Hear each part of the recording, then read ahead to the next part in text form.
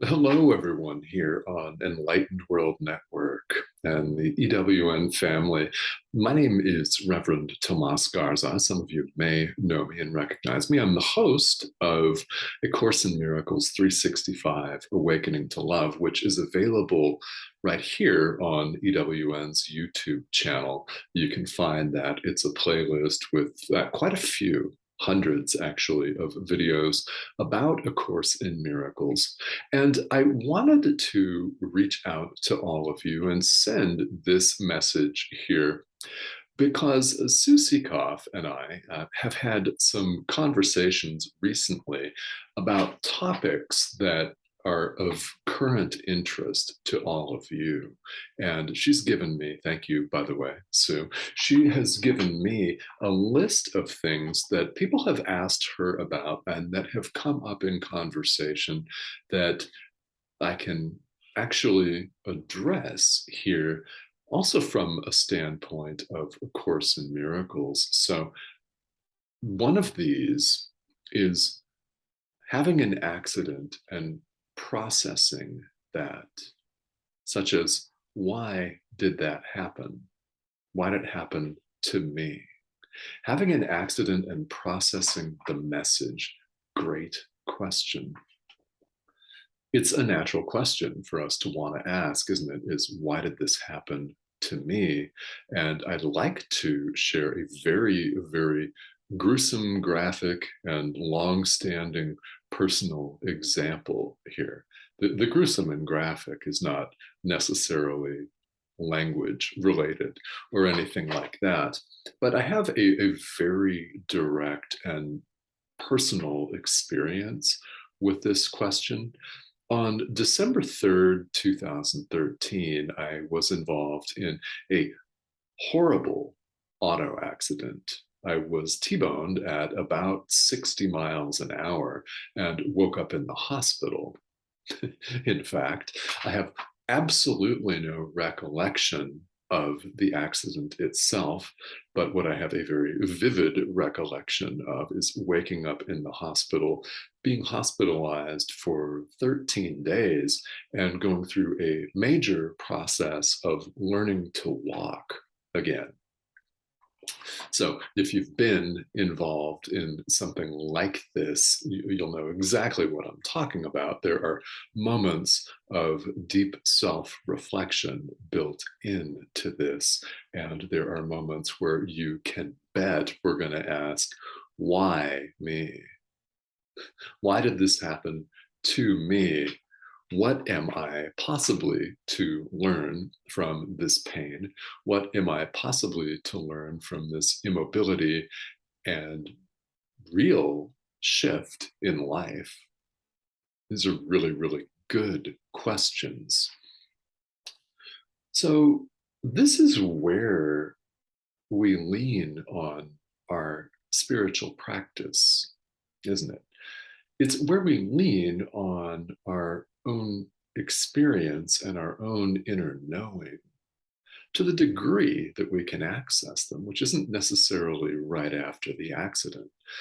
This happened for me, to me, for a number of reasons that were not clear until the dust settled. And in some of these cases, years after the dust settled. This was almost 9 years ago. December 3rd, 2013 was an ordinary Tuesday, and I was commuting to work, to a job that I did not like.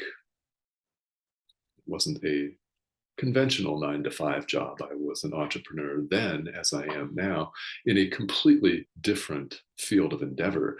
I was involved in high-level child custody mediation, and I was on my way to a neighboring city, about an hour away, to see some clients. I had a contract with that county in Western Oregon, where I lived at the time, where the accident took place. And it was another Tuesday. It was another Tuesday where I was really, truly not looking forward to 5 to 6 hours, 5 to 6 different cases being spent with grieving parents, divorce, custody disputes, it's where people are not at their best, and it's the situation that stresses everyone out. Yeah, I had been doing that for 13 years. And one of the things that I found hard to let go was the constant stream of income. Have you ever had that happen? In a lack of desire to get rid of a job or a career or a bad relationship, even because it was familiar and you had become used to an income source, you'd become used to certain things and didn't want to so readily let that go. However, these cases devoured me. Yes, I'm capable of serving as a place, a space, a container, if you will, for people to go deep. That's what I do now, by the way, completely different context. Their toxicity would grow on me, and I found myself as the years grew on and as the number of cases of experience, thousands of hours of case experience added up. The dollars kept pouring in the state of Oregon at the time. And I believe this is still the case, that if a couple had a dispute in any way about the kids, whether they were married or not, if there was a legal dispute about what to do with the children, the court would automatically send them to mediation. So it was a contract that, once established, I did not have to work for at all. My advertising budget was literally zero. It was a steady stream of referrals that, well, frankly, paid well.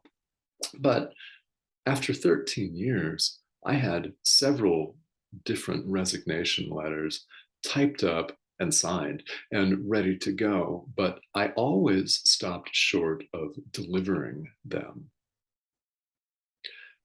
I wasn't ready and was frankly afraid to deliver them because I didn't want to lose the familiarity. And as you're following a spiritual practice or set of practices, this, of course, is deliberately a theme. The familiar can drag us down, dragged me down. I ignored all of the signs, all of the own signs that I would see in my own physical health, for example, in my own mental and emotional health, and continued to go back to the typewritten letters that I'd so thoughtfully crafted, read them over, maybe make a couple of updates here and there, but put them back in the desk. Oh, yeah. And what happened was the accident on the 3rd of December was a wake-up call. It was a smack you in the face, literally in the side, actually, wake-up call. What happened as I was T-boned is that I was pretty much knocked unconscious. I have no recollection of the event at all. Woke up in the hospital where I had to actually sit in an ICU unit for 2 or 3 days before I could even be transported for surgery. So medically, what happened is the acetabulum, which is a bone surrounding the hip joint, was completely shattered. The hip joint itself was and is fine, but the bone needed to be reconstructed. There was no nerve damage, no neurological damage, just a shattered hip bone and an inability to walk and function.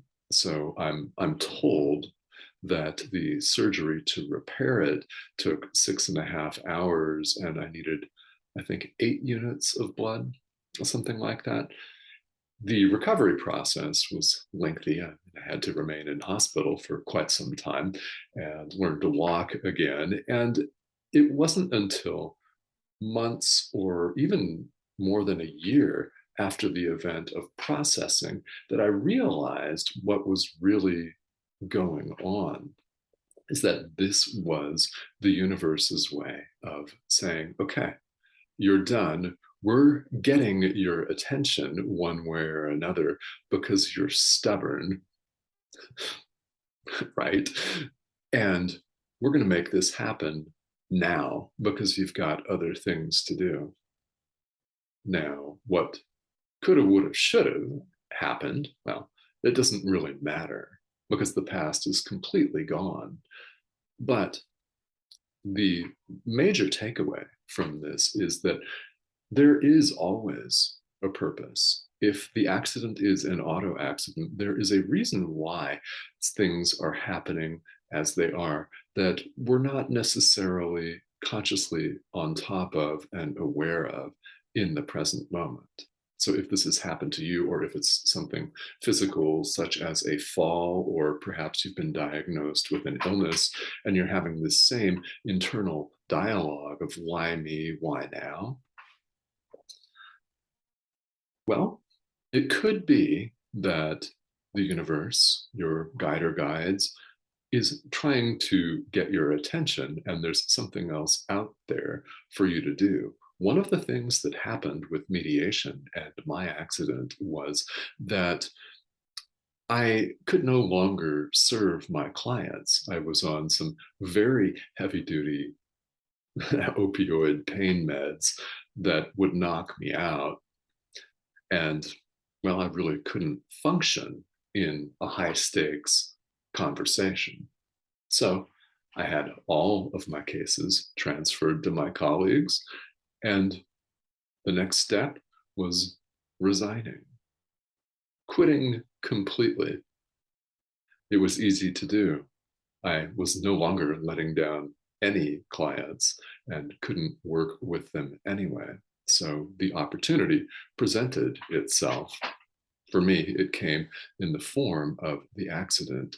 And the results of that are, they were not readily apparent at the time, where I sat and felt sorry for myself that I couldn't move. I couldn't sleep in my own bed because we lived in a 2-story house and I couldn't get up the stairs for several weeks. So, yeah, you can bet that there were many, many moments of self pity. I mean, who hasn't experienced that, whether it's a car accident or any kind of a physical illness, or perhaps you've been through a traumatic breakup, maybe one that you did not see coming. So, what is the reason for this?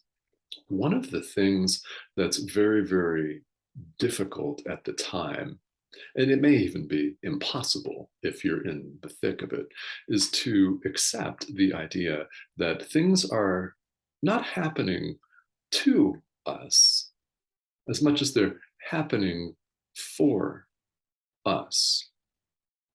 The entire world that we see, the entire world that we appear to inhabit, is an opportunity for awakening on a platter, on a silver platter.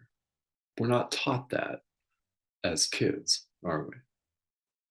We're taught that everything appears to be going on outside us. And the idea that things are actually happening for our benefit because they are an opportunity is alien. It's a foreign idea to us, and you may resist it completely. In fact, you may be resisting that wholly and completely right now. No problem. It is something that may take time.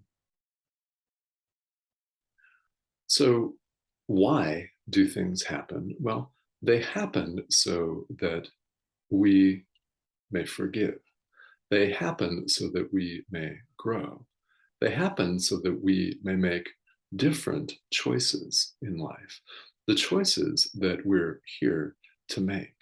If this is a career altering situation, like it was for me, it's the opportunity to, for me, it's served as the opportunity to do something else for a little while and go deeper with my own spirituality. That's what the opportunity was for me. It may be the opportunity for you to leave a situation that doesn't serve you. Again, whether this is a job or career or a relationship or something having to do with your physical health, where you live, it could be anything. But everything that comes up is an opportunity for us to release what no longer serves us. So the question becomes, if you've recently experienced an accident and you're having the same kind of deep soul searching conversation, what might that opportunity be for you? And one thing that I would say before I wrap up here is that I really hope that you don't beat yourself up for not having the answers. I did that. I did that. And I know that it's tempting, but I do want to extend this invitation to you to give yourself a little love and a hug and some grace here if you're in this kind of struggle, because it does happen quite frequently. And it may be that what you need is time to process all the lessons.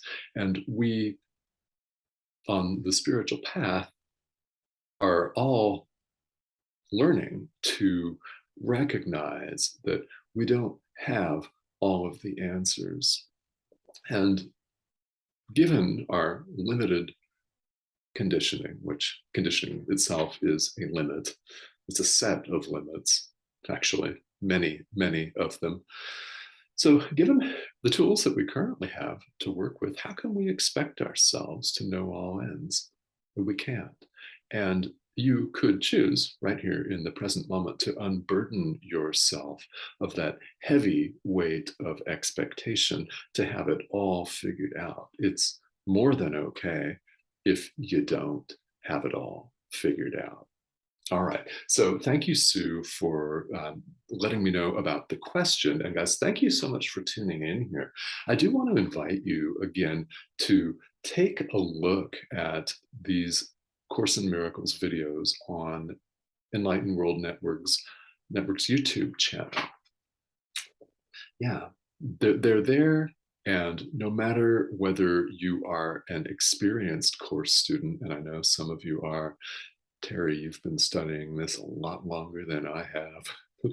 Marbeth, you too, right? All of you guys. So no matter where you find yourself, there is information that's readily available to you there. And these videos are designed to complement your own study and practice.